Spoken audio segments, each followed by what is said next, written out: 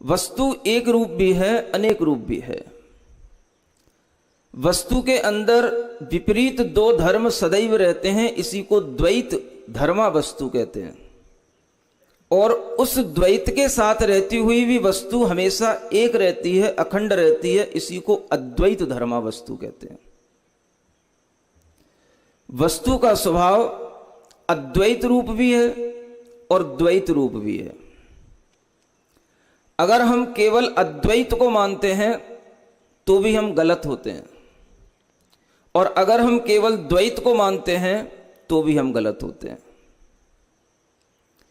जहां अद्वैत और द्वैत दोनों को अपेक्षा से समझा जाता है, वहां पर हम पूर्णता को प्राप्त होते हैं। वह ज्ञान पूर्ण कहलाता है।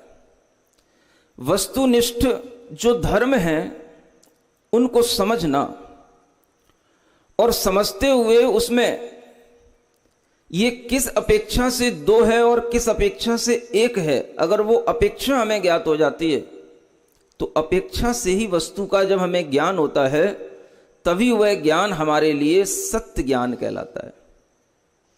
बिना अपेक्षा के आपने केवल वस्तु के एक धर्म का ज्ञान किया तो वह असत्य ज्ञान कहलाएगा।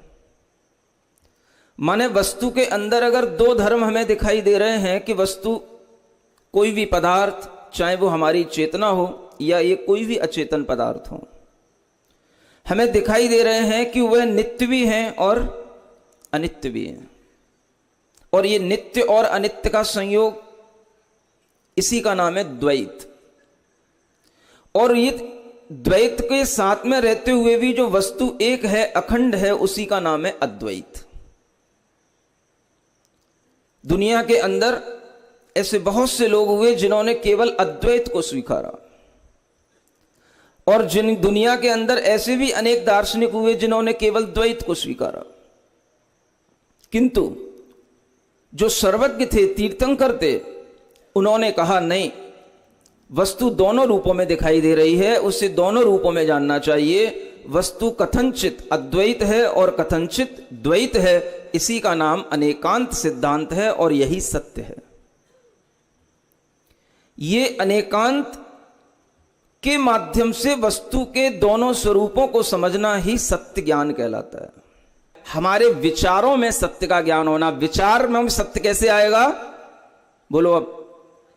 अनेकांत से। हर चीज को सोचने का तरीका अनेकांत से। संसार का हर पदार्थ कैसा है? अनेकांत में। एकांत रूप किसी भी वस्तु का स्वभाव कभी भी दिखाई देता है क्या? बोलो। और जब एकांत नहीं दिखाई देता है तो हमें उस स्वरूप को देख करके ही समझना चाहिए हर पदार्थ अनेकांत स्वरूप है। दिन है तो दिन और रात विपरीत भी हैं। जब दिन है तो रात नहीं है, रात है तो, लेकिन दिन और रात दोनों मिलकर के ही एक दिन बनता है। जब विपरीत पहलू साथ में रहते हैं और फिर भी हम एक वस्तु को कहते हैं तो इसी का नाम है अनेकांत।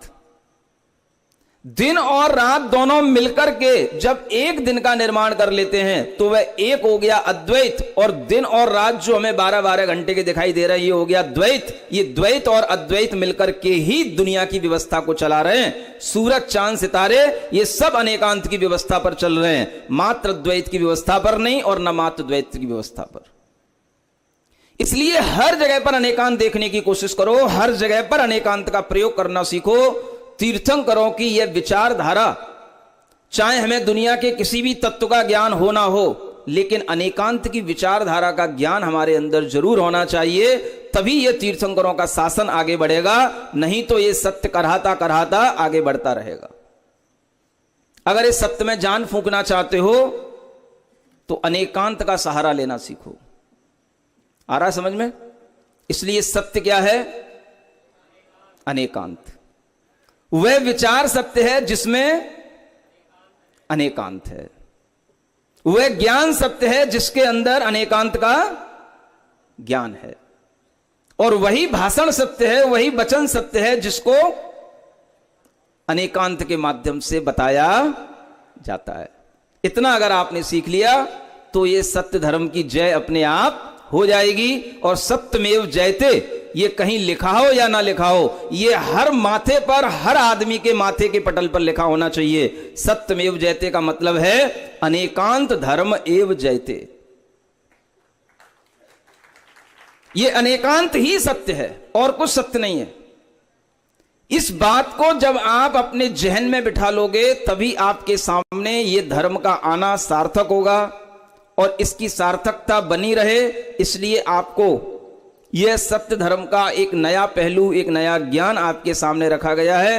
अगर आपको पसंद आए तो इसको आगे प्रवाहित करना, अपनी पहचान बनाना, अपने बच्चों को देना और हर किसी से बातचीत करते हुए अनेकांत का जरूर एक सवाल सामने लाना, अनेकांत का अपने स्टेटमेंट में एक नाम जरूर सामने लाना, ताकि हम भगवान के द्वारा बताए हुए इस सत्य धर्म की रक्षा में भी सहभागी बन सकें।